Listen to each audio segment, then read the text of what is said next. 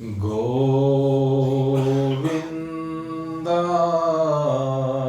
नमो नमः। श्रीकृष्णाय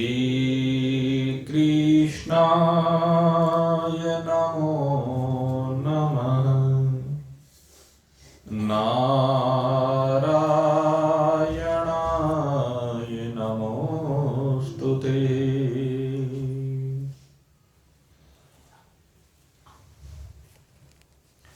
नित्य निरंतर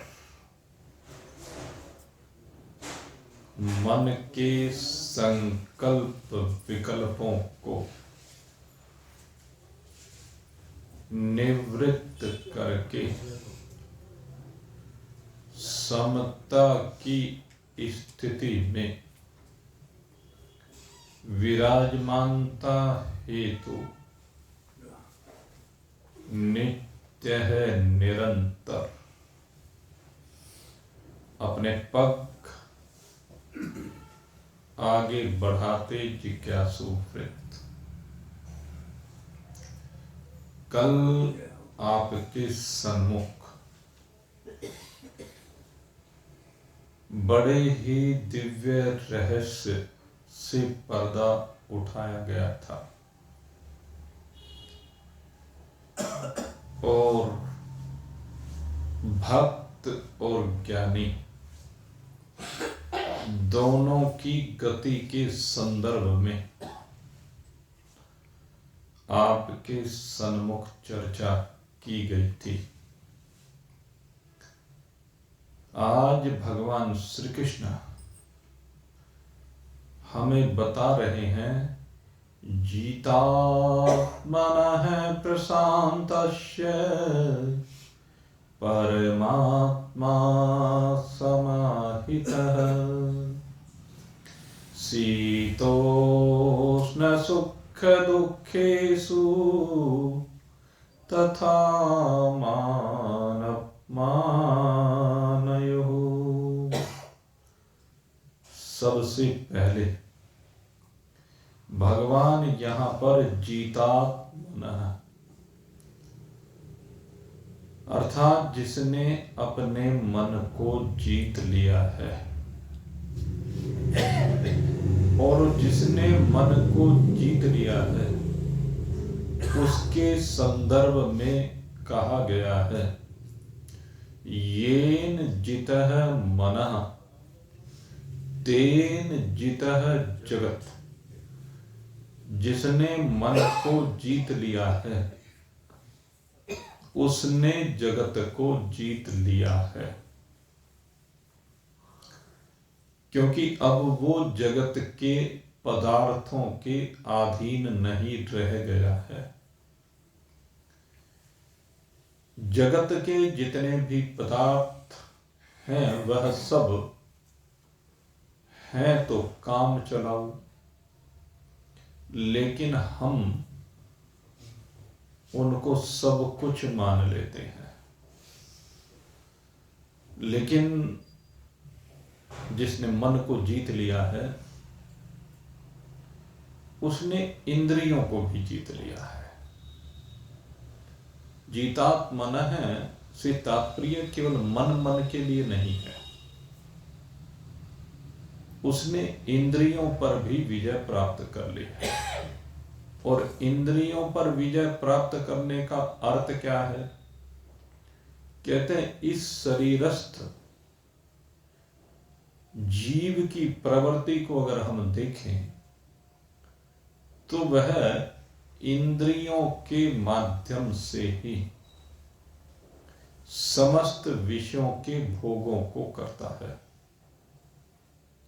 लेकिन जो मन को जीत लेता है फिर इंद्रियां भोगों को भोगती नहीं है। वो उन इंद्रियों के माध्यम से ये जो शब्द, स्पर्श, रूप, रस और गंध, इनकी अनुकूलता का भोग लगाता है। कहते हैं मन के जीत लेने पर इसकी दृष्टि में न तो इनकी अनुकूलता रहती है और न ही प्रतिकूलता रहती है। वह जान जाता है कि इंद्रियां अपने अपने विषय में रमण कर रही हैं। वह उन विषयों में आसक्त नहीं होता है। यह इंद्रियों की प्रकृति और पदार्थों की प्रकृतियां आपस में बरत रही हैं और मेरा इनसे कुछ भी संबंध नहीं है। ऐसा नहीं है कि शब्द का सुनना बंद हो जाता है। ऐसा नहीं है कि ये पता नहीं चलता है कि ये शब्द कैसा है, किसने क्या कहा है, उसका तात्पर्य समझ में नहीं आता है। ऐसा नहीं है, तात्पर्य तो समझ में आता है, लेकिन उन शब्दों के द्वारा कोई अनुकूलता और प्रतिकूलता की अनुभूति नहीं होती है। वह इंद्रियों के माध्यम से इन पांचों को समझ लेना चाहिए कि जब ये पांचों इन विषयों की ओर जाती हैं, इनको देखती हैं, इनको अनुभूत करती हैं, तो कहते हैं कि उस समय उसका निश्चय दृढ़ होता है और वो न शब्द की अनुकूलता प्रतिकूलता से संबंध रखता है, न स्पर्श की अनुकूलता प्रतिकूलता से संबंध रखता है, न रूप की अनुकूलता प्रतिकूलता से जुड़ता है, न रस की अनुकूलता और प्रतिकूलता को अनुभूत करता है, न ही गंध की अनुकूलता और प्रतिकूलता में लिपायमान होता है। वह सदा ही इन अनुकूलता और प्रतिकूलताओं को समझते हुए अपने आप इनसे व्यथित नहीं होता, या कहूं तो इनसे विकारित नहीं होता, क्योंकि अनुकूलता भी विकार है और प्रतिकूलता भी विकार है। अनुकूलता में वह इनको अपना सहयोगी मानने लगता है और प्रतिकूलता में इनको अपना विरोधी समझ लीजिए मानने लगता है। लेकिन वास्तव में जो जीतात्मन है वह दोनों ही स्थितियों में न उन्हें अपना सहयोगी मानता है न ही अपना विरोधी मानता है। वह दोनों ही स्थितियों में सम रहता है और वह इनका केवल दृष्टा साक्षी होता है। जिस प्रकार से साक्षी होता है, साक्षी किसे कहते हैं? जो देखता तो है लेकिन देखते हुए भी जुड़ता नहीं है। जैसे क्रिकेट का मैच हो रहा हो और क्रिकेट के मैच में दो देशों की टीमें खेल रही हों, तो उनमें एक एम्पायर होता है। वह जो एम्पायर होता है, जब पहले देश की टीम खेल रही होती है तो वह बिल्कुल निष्पक्ष रूप से निर्णय को देता है।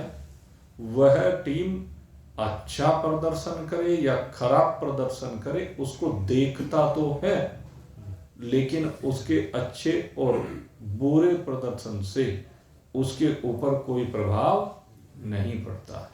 फिर दूसरी टीम खेलने के लिए आती है, वह भी अच्छा प्रदर्शन करे या बुरा प्रदर्शन करे, उसको उन दोनों के प्रदर्शन से कुछ भी लेना देना नहीं है। वह तटस्थ होकर के केवल उनको देखता है।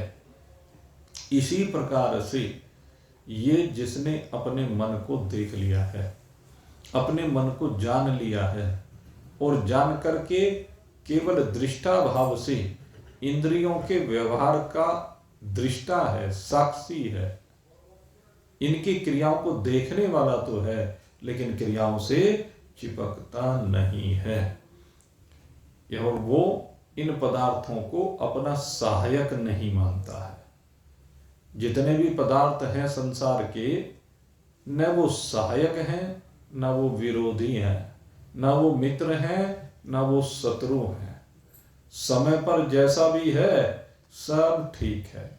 उन प्राकृत पदार्थों के साथ, उन पंचभूतात्मक पदार्थों के साथ किंचित मात्र भी उनमें अपने पने का, मेरे पने का संबंध नहीं जोड़ता है।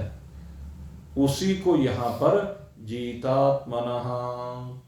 जीतात्मनः कहा गया है कि उसने अपने मन पर विजय प्राप्त कर ली है। दूसरी बात आगे कही, शीतोष्ण सुख दुखेषु। अब शीतोष्ण शब्द का यहाँ पर प्रयोग किया गया है।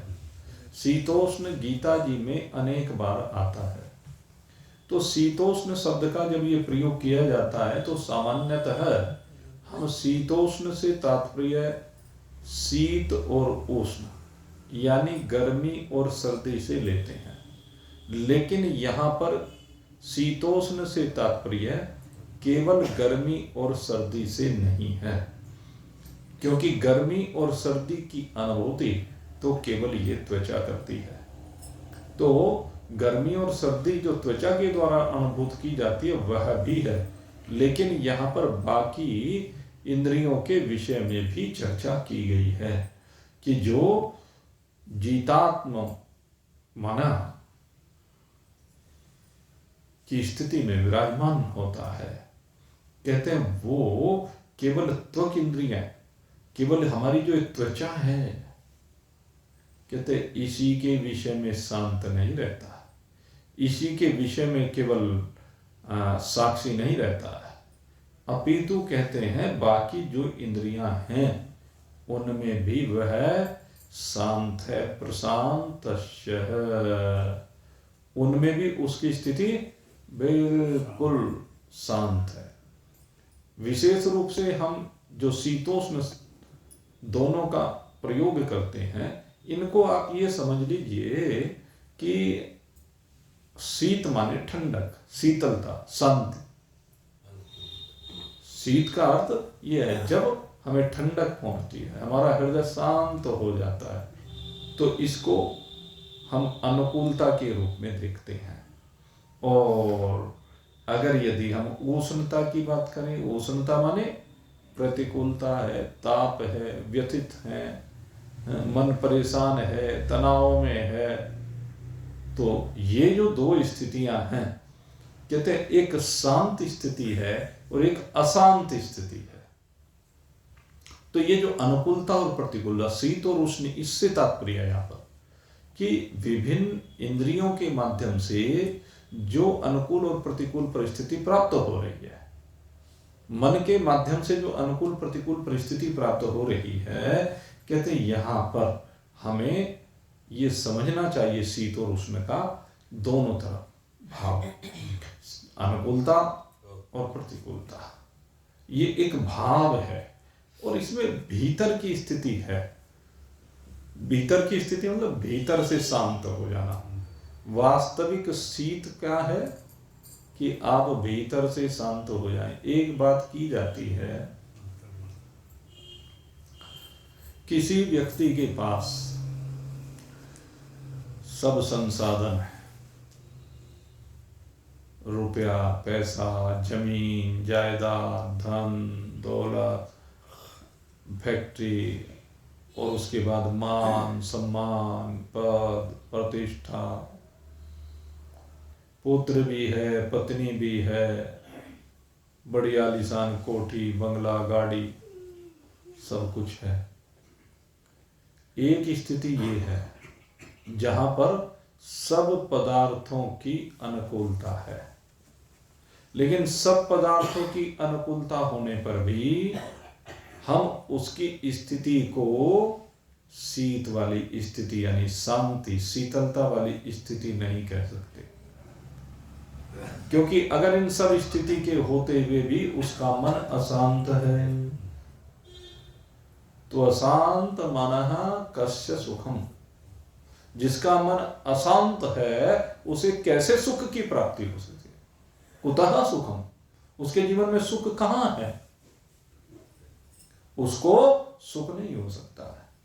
तो भले ही पदार्थों की, शरीर में रोग भी ना हो, वो कहते हैं जितने सुख कहेंगे ना, पहला सुख निरोगी काया, दूसरा सुख पास में माया है, तीसरा सुख पुत्र आज्ञाकारी, चौथी कुलवंती नारी है? ये सब चीजें भी हों, लेकिन मन उसका भटक रहा है। और काहे में भटक रहा है? विषयों के संग्रह में अभी भी भटक रहा है। और उसकी चाहत क्या है? और अधिक से अधिक धन दौलत इकट्ठी कर ली जाए। इसलिए सब कुछ अनुकूल होते हुए भी अंदर से वो प्रतिकूल बना रहता है, अंदर से शीतल नहीं होता, अंदर से शांत नहीं होता। तो शास्त्र इसको कहता है, कहते इसको कैसे सुख है? अनुकूल पदार्थों के होने पर भी सुख की प्राप्ति नहीं है। अशांत मनः कुतः सुखम, जिसका मन अशांत है उसे सुख कैसे मिल सकता है? सुख इसमें नहीं है। सुख तो भाई किसी के पास कोई साधन नहीं, न परिवार की अनुकूलता है, न पुत्र अनुकूल है, न नारी अनुकूल है, न धन है, न मान सम्मान है, पद प्रतिष्ठा कुछ भी नहीं है। लेकिन इन सब के ना होने पर भी वो अंदर से बिल्कुल शांत बना रहता है। वो किसी भी स्थिति में व्यथित नहीं होता है, उसका मन अशांत नहीं होता है। तो सुखी कौन है दोनों में? जिसका मन शांत है, भले ही उसके पास कुछ नहीं है, लेकिन मन शांत है तो वह सुखी है। इसी बात को हमें समझना चाहिए। धन दौलत में सुख नहीं है, परिवार की अनुकूलता में भी जरूरी नहीं कि सुख हो। सुख कब होगा? जब हम सब स्थितियों में सम रहना सीख जाएंगे। समता चाहिए, अहंकार ना हो, मन में जो संग्रह की प्रवृत्ति वो ना हो। क्योंकि जितना अधिक संग्रह होता चला जाता है उतना अहंकार, अभिमान आता चला जाता है, मान अपमान की अनुभूति बढ़ती चली जाती है। इसीलिए हमारे मनीषी बार बार हमें समझाते हैं, भाई ये धन दौलत जोड़ करके इकट्ठी करने से कुछ होने वाला नहीं है। आ रही है तब कुछ नहीं है, और जा रही है तब कुछ नहीं। दोनों स्थिति में आई है तो भी वो विनाशी है, गई है तो विनाशी थी ही। वो रहने वाली है, विनाशी है सदा। इसलिए उसको लेकर के तेरे मन में अहंकार क्यों है? धन दौलत का घमंड करे क्यों? धन दौलत का घमंड करे क्यों? करता मान जवानी का। धन दौलत का घमंड करे क्यों? करता मान जवानी का। ठोकर मार चली जागी, ठोकर मार चली जागी, कुछ पता नहीं जिंदगानी का, कुछ पता नहीं जिंदगानी का। धन दौलत का घमंड करे क्यों? करता मान जवानी का। ठोकर मार चली जागी, कुछ पता नहीं जिंदगानी का। धन दौलत के नशे में बंदे, धन दौलत के नशे में बंदे, तू बेबात अकड़ता है। धन दौलत के नशे में बंदे, तू बेबात अकड़ता है, अपने से कमजोर से बंदे, अपने से कमजोर से बंदे तू हर रोज झगड़ता है, अपने से कमजोर से बंदे तू हर रोज झगड़ता है। मालिक ने इंसान बनाया, मालिक ने इंसान बनाया, तू करता काम शैतानी का। मालिक ने इंसान बनाया, तू करता काम शैतानी का। ठोकर मार चली जागी, ठोकर मार चली जागी, कुछ पता नहीं जिंदगानी का। धन दौलत का घमंड करे क्यों, करता मान जवानी का। ठोकर मार चली जागी, कुछ पता नहीं जिंदगानी। ये भी मेरा वो भी मेरा, ये भी मेरा वो भी मेरा, मेरा मेरा करता है। ये भी मेरा वो भी मेरा, मेरा मेरा करता है। खुद को तू बलवान समझता, खुद को तो बलवान समझता, नहीं किसी से डरता है। खुद को तो बलवान समझता, नहीं किसी से डरता है। नहीं मानता बात किसी की, नहीं मानता बात किसी की, काम करे मनमानी का। नहीं मानता बात किसी की, काम करे मनमानी का। ठोकर मार चली जागी, कुछ पता नहीं जिंदगानी का। ठोकर मार चली जागी, कुछ पता नहीं जिंदगानी का। धन दौलत का घमंड करे क्यों, करता मान जवानी का। ठोकर मार चली जागी, कुछ पता नहीं जिंदगानी का। बचपन गया जवानी आई, बचपन गया जवानी आई, फिर बुढ़ापा आवेगा। बचपन गया जवानी आई, फिर बुढ़ापा आवेगा। एक कोने में पड़ा रहेगा, एक कोने में पड़ा रहेगा, हाल कोई ना जानेगा। एक कोने में पड़ा रहेगा, हाल कोई ना जानेगा।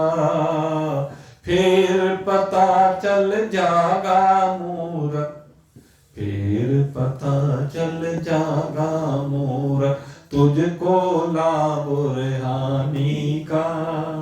फिर पता चल जागा मूरख, तुझको लाभ हानि का। ठोकर मार चली जागी, कुछ पता नहीं जिंदगानी का। ठोकर मार चली जागी, कुछ पता नहीं जिंदगानी का। धन दौलत का घमंड करे क्यों, करता मान जवानी का। ठोकर मार चली जागी, कुछ पता नहीं जिंदगानी का। जिसने कर्म करे अच्छे, जिसने कर्म करे अच्छे, अजमा लिए वो ही महान हुए। जिसने कर्म करे अच्छे अजमा लिए वो ही महान हुए। इस दुनिया से सभी गए, इस दुनिया से सभी गए, कोई निर्बल ना बलवान रहे। इस दुनिया से सभी गए, कोई निर्बल ना बलवान रहे। अब भी समझ है, अब भी समय है, सोच समझ ले। अब भी समय है, सोच समझ ले, ना कर खेल नादानी का। अब भी समय है, सोच समझ ले, ना कर खेल नादानी का। ठोकर मार चली जागी, कुछ पता नहीं जिंदगानी का। ठोकर मार चली जागी, कुछ पता नहीं जिंदगानी का। धन दौलत का घमंड करे क्यों, करता मान जवानी का। ठोकर मार चली जागी, कुछ पता नहीं जिंदगानी का। भगवान समझाते हैं ये जो पंच भौतिक अनुकूलता दिखाई जा रही है ये तो ठोकर मार करके चली जानी है, क्योंकि तेरी है ही नहीं। वास्तविक अनुकूलता है समता की स्थिति, अन्यथा जो लौकिक अनुकूलता और प्रतिकूलता है ये तो सुख और दुख परोसने वाली है। वास्तविक सुख और दुख उसको समझना पड़ेगा। दो परिस्थितियां सुख और दुख की हैं। एक परिस्थिति लौकिक सुख दुख की है। लौकिक सुख दुख माने लौकिक अनुकूलता और प्रतिकूलता। इस संसार में जो आपको अनुकूल वस्तुएं उपलब्ध हैं उनके कारण से आप सुख मानते हैं, उस वैभव को सुख मानते हैं, ये तो लौकिक सुख है। और ना होने पर दुखी होते हैं, उसको दुख मानते हैं। अगर आपके पास साधनों की उपलब्धता नहीं है तो उसके लिए दुखी रहते हैं, कहते हैं लेकिन वास्तव में ये सुख और दुख नहीं है। वास्तविक सुख और दुख ये है कि आपके पास सुखदायी सामग्री है या नहीं है, भोजन मिल रहा है नहीं मिल रहा है, पहनने के लिए कपड़े हैं या नहीं है, रहने के लिए है या नहीं है, कोई सेवा करने वाला है अथवा नहीं है। कहते हैं जो भी कुछ है या नहीं है उसको लेकर के दुख ना करना, संताप ना करना, और ये स्वभावतः ना होना, करना ही नहीं, न होना, कहते हैं ये सुख। वास्तविक सुख कौन सा है? ये है। जैसे वो बहुत दिन हो गए फकीर वाली बात आती है ना, वह वह रे मौज फकीरा दी, वाह वाह रे मौज फकीरा दी, वाह वाह रे मौज फकीरा दी, वाह वाह रे मौज फकीरा दी। कभी वो चबते चने चबेने, कभी वो चबते चने चबेने, कभी लपट ले खीरा दी, कभी वो चबते चने चबेने, कभी लपट ले खीरा दी। वाह वाह रे मौज फकीरा दी, वाह वाह रे मौज फकीरा दी। कभी वो ओढ़े साल दो साल, कभी वो ओढ़े साल दो साल, कभी चदरिया लीरा दी, कभी वो ओढ़े साल दो साल, कभी चदरिया लीरा दी, वाह वाह रे मौज फकीरा दी, वाह वाह रे मौज फकीरा दी।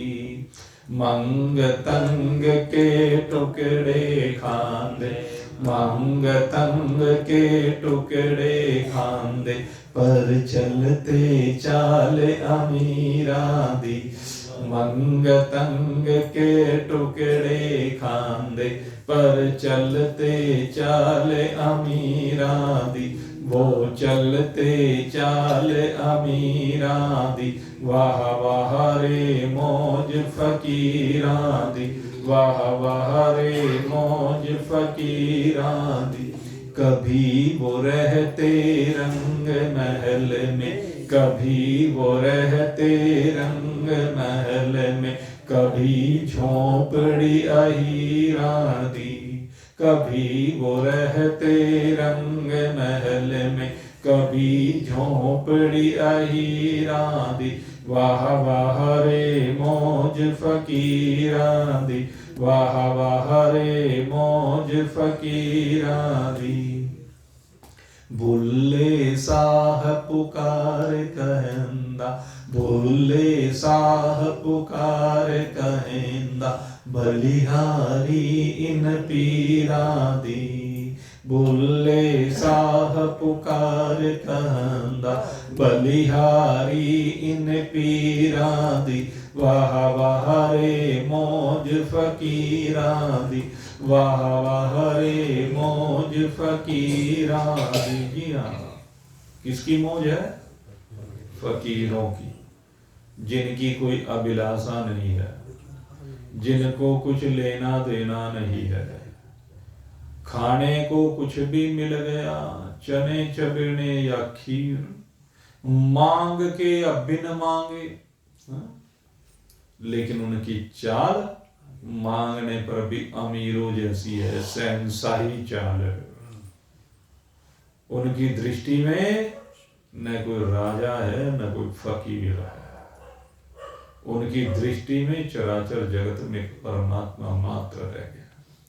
तो इनको कहते हैं जीतात्मनः प्रशांतस्य है। जिन्होंने मन को जीत लिया है उनका ही चित्त शांत है, क्योंकि वे भीतर से सुखी हैं, भीतर से शांत है। उनको न प्रारब्ध की अनुकूलता प्रतिकूलता प्रभावित करती है, न वर्तमान की अनुकूलता प्रतिकूलता प्रभावित करती है। क्योंकि दो प्रकार की अनुकूलता प्रतिकूलता, एक तो वर्तमान में किए गए कर्मों के कारण से प्राप्त होने वाली अनुकूलता प्रतिकूलता, और एक प्रारब्ध दैववश, क्योंकि प्रारब्ध भी हमें अनुकूलता और प्रतिकूलता परोसता है। उस प्रारब्ध को लेकर के बहुत बार जीव कहते हैं कि हमने तो कुछ किया ही नहीं, ऐसा हो गया, हमने तो कुछ मेहनत करनी नहीं पड़ी। वो भगवान जो है ना, अपने गधों को भी मालपुए खिला रहा है, गधों को मालपुए खिलाता है, हलवा पूरी खिलाता है। वो कहते हैं तो ये क्या है? ये प्रारब्ध है, प्रारब्ध की अनुकूलता। लेकिन जो न प्रारब्ध की अनुकूलता में और न प्रारब्ध की प्रतिकूलता में, दोनों में ही कोई विकार उसके अंदर उत्पन्न नहीं होता, वो निर्विकार रहता है। उसको कहते हैं जीतात्मनः प्रशांतस्य। और अब आगे एक बात और कही, ये सब होने के बाद भी फिर आगे मान और अपमान को और कह दिया। मतलब यहां पर अगर देखा जाए तो शीतोष्ण सुख दुखेशु में सब चीज आ गई, लेकिन तथा मान अपमान और कहा। कहते मान और अपमान दोबारा क्यों कहा? आगे कहने की आवश्यकता क्या रहेगी? मान और अपमान में भी तो अनुकूलता प्रतिकूलता की बात है। तो यहाँ पर एक बहुत बढ़िया रहस्य यहाँ पर स्पष्ट किया गया है। कहते हैं भाई मान और अपमान जो है ये प्रारब्ध का फल है।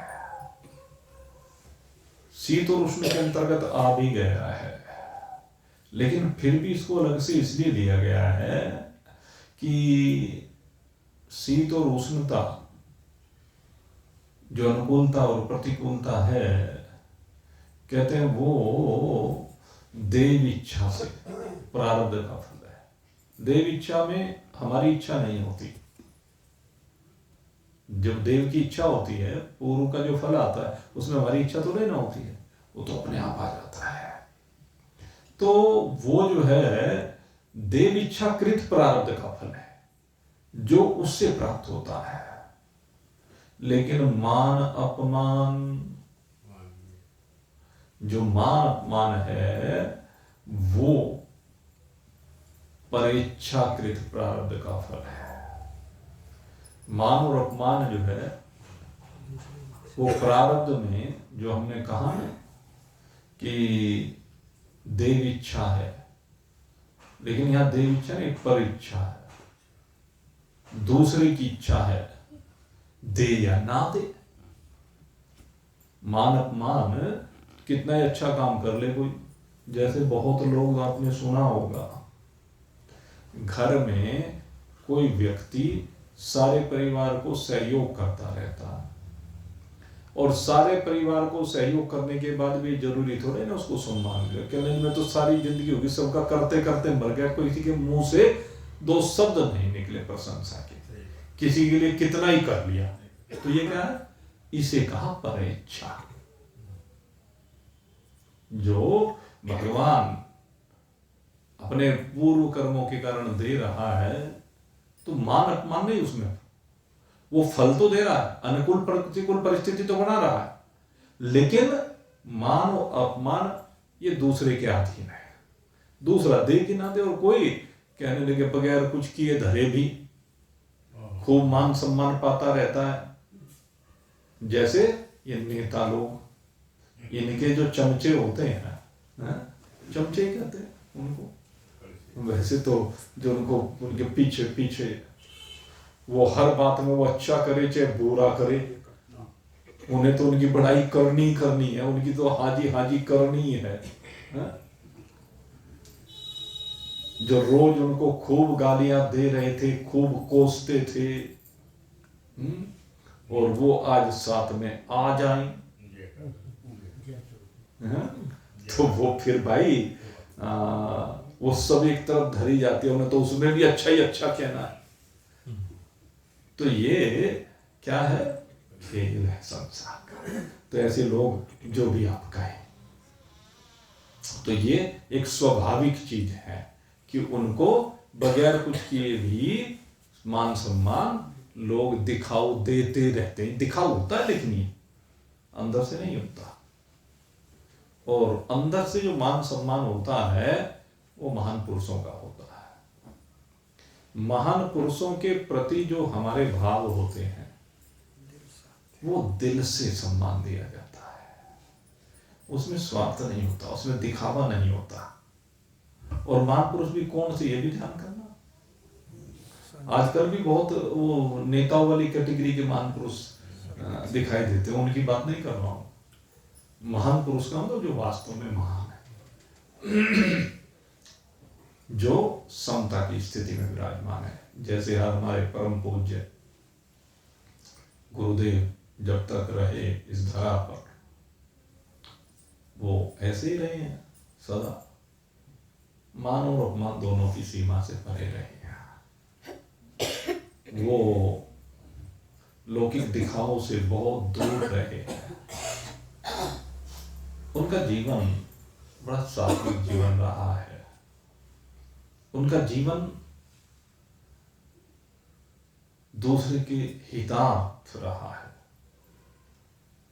उन्होंने कभी किसी चीज की परवाह नहीं, किसी ने क्या कहा, क्या लिया, क्या दिया, किसी बात से कोई मतलब नहीं।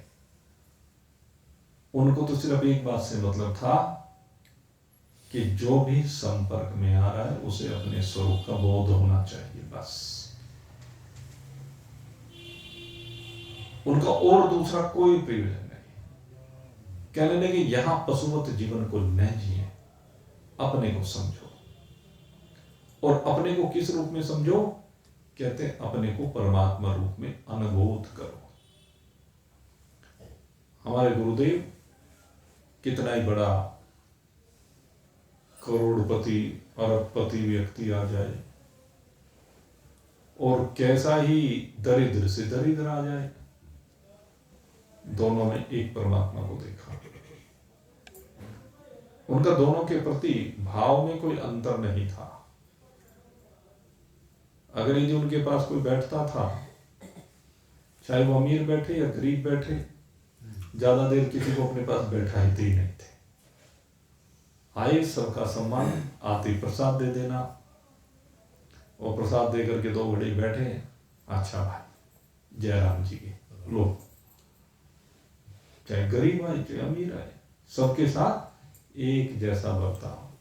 संघ से सदा दूर रहते थे, क्योंकि संघ का दोष जो हो जाता था ना, जब भी कोई इधर उधर की चर्चाएं शुरू हो जाती तो इधर उधर की चर्चाओं के शुरू होते, अच्छा भाई जयराम जी, क्योंकि इधर उधर की चर्चाओं का संग करना भी व्यथित करना है, विकारित करना है, अशांत करना है। जीतात्मना प्रशांतस्य, मन को जीतना, मन को शांत रखना, उसके लिए संग का बड़ा महत्व है। इन सब संगों का त्याग करना चाहिए। और दूसरी बात, इधर से सुनकर के इधर से निकाल देना। मन को निर्विकार रखने के लिए, शांत रखने के लिए ये बहुत जरूरी है। आपको बता दें, संसार में तो चूंकि हर समय उथल पुथल लगी रहती है, ये उथल पुथल है माया की, हमको मतलब क्या। हमारे गुरु जी कहा करते थे, भाई ये जो माया की उथल पुथल हो रही है, इसमें हमको क्या मतलब। माया अपना काम कर रही है, माया अपना प्रभाव दिखा रही है, हमको मतलब क्या। माया को अपना प्रभाव दिखाने दो, हम इस माया से विलग हैं। ये माया हम नहीं है, ये माया हमारी नहीं है। हम तो सदा अपने स्वरूप परमात्मा में स्थित रहे। तो ऐसे महान पुरुष ये मान और अपमान की सीमाओं से बाहर रहते हैं। वो एक बार की बात है, हमारे महाराज जी जब दोपहर को भोजन के बाद विश्राम कर रहे थे, और विश्राम करना क्या होता था, वो तो सदा समाधिस्थ रहते थे। मैं आपको बताऊं तो एक हरिद्वार के एमएलए जो है जगदीश मुनि थे, उस समय जगदीश मुनि उनका नाम था शायद, मेरे ध्यान तो ऐसे पड़ता, महात्मा थे वो। अब दोपहर में, वो गर्मी के दिन थे, वो आ गए। भाई उस समय हम तो जो एमएलए होता है उसको बहुत वो समझते हैं बड़ा आदमी है, और फिर महात्मा का वेश। अब दोपहरी में वो आ गए, मैं भी विश्राम कर रहा था। अब वो आए तो अब कहने लगे मेरे को महाराज जी से मिलना है।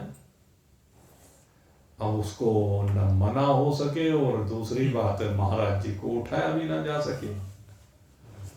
लेकिन उसने हमारे से कहा कि नहीं नहीं कोई बात नहीं, मेरा उनका बहुत अच्छा परिचय है, और आप जो है उठा।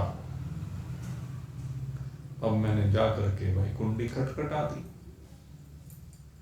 अब कुंडली खटखटा करके पहले तो काफी देर हो गई, खैर लेकिन उसके बाद कुछ खटपट सी मेरे को महसूस हुई। मैंने फिर महाराज जी ने दरवाजा खोला, क्या बात, बीच में आए तो कुछ ना कुछ मत। मैंने कहा जी ये जगदीश मुनि जी आए हैं। खैर उनसे मिले, लेकिन उनसे मिलने के बाद फिर मेरे से यही कहा कि नहीं कोई आए भाई,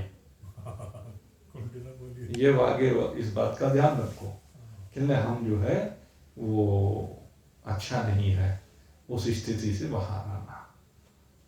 हमने भी उस बात को समझा।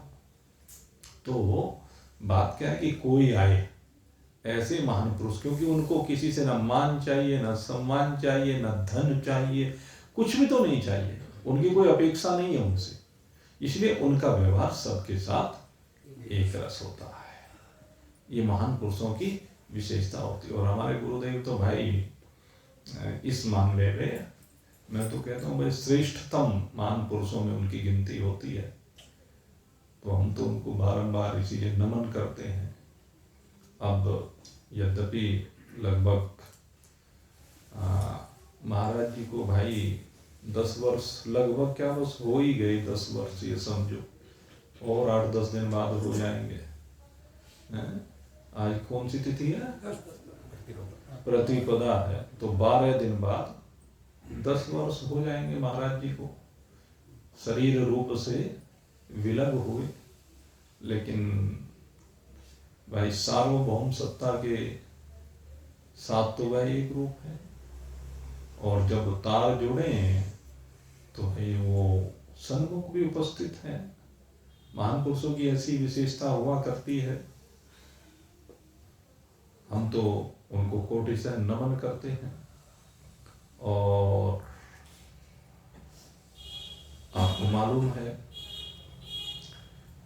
कि उनका अवतरण दिवस और उनका पर्यवसान दिवस, ब्रह्मलीन दिवस, दोनों के बीच में 7 दिन का केवल अंतर है। और ये जो महा चल रहा है, आज प्रतिपदा शुक्ल पक्ष की प्रारंभ हो गई है, तो माघ का मास बड़ा दिव्य मास माना जाता है। इसकी महिमा प्रयागराज में जाकर के देखने को मिलती है।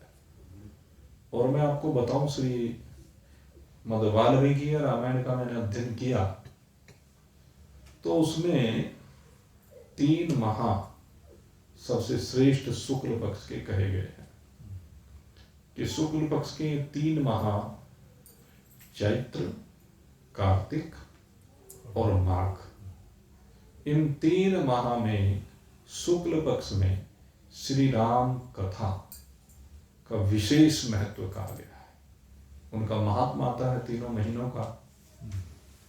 तो इस बार इसलिए मन बना कि हमारे पूज्य महाराज श्री की स्मृति 15 फरवरी को महाराज जी का अवतरण दिवस है, तो उसी से हम श्री राम कथा का शुभारंभ करें और 9 दिनों तक ये राम कथा यज्ञ हम करें इस बार। तो उसके लिए भाई सबको निमंत्रण दे रहे हैं, आपको सभी लोग सादर निमंत्रित हैं, और अपने गुरुदेव को ये कथा हम लोग समर्पित करेंगे। ये कथा आप सबके लिए लाभकारी हो, आप सबके जीवन को राममय बनाने वाली हो, ऐसा प्रयास किया जाएगा। गुरुदेव का आशीर्वाद सदा है ही। अब मैं ये क्या कहूँ कि मैं उनका आशीर्वाद मिलेगा, वो तो सदा ही मिल रहा है।